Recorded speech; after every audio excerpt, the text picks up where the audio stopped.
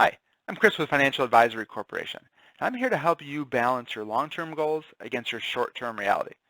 For many of us, as life shifts back towards normal, I have a lot of people telling me they're struggling with thinking about long-term planning.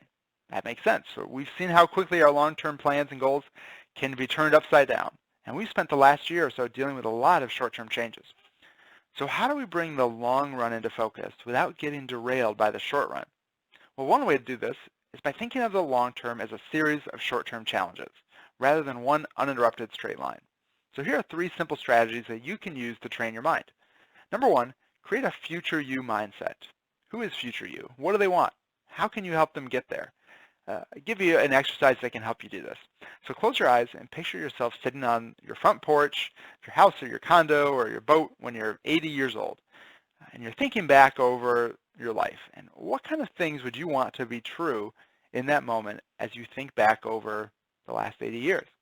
What kind of things would you want to be reflecting on that you did with your time, the relationships that you built, the people you impacted, how you used your money as a tool to accomplish what was important to you? What things are you thinking about? Who are you sitting with when you're talking about this? Doing that type of exercise can help you make better choices now. And that future self that you're thinking about, that 80-year-old sitting on that front porch, that is someone who needs you today to help create that future.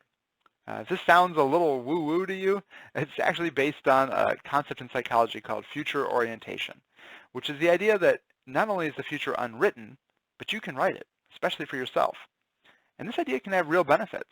Studies have shown that future orientation is a strong predictor for achievement, health, and happiness in life. So the second thing then you can do is prioritize flexibility over certainty.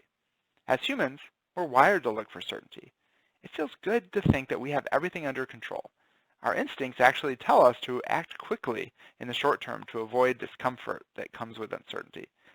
But in a complex world with complex problems, acting quickly isn't always the best move. We often get better results in the long term by keeping a flexible mindset and experimenting with different solutions. And the last thing I'll share is to recognize how emotions affect our decision making. We've all had times when we've acted in the heat of the moment, right? Something makes us unusually happy or upset, and we just make a snap decision or reaction that has long-term consequences.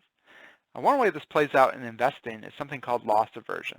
And this is a kind of a mental bias that causes us to focus so hard on avoiding losses that we often miss out on the big picture.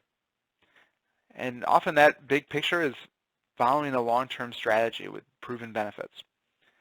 So the reason that you pay a professional to look after your financial life is so you can share your worries, have someone to help you make decisions, both in the short term and the long term. If you have a question about anything I've discussed, or you'd like to speak personally about what's going on with you, just use the form below or send me a message. I'll respond personally. Thanks for watching.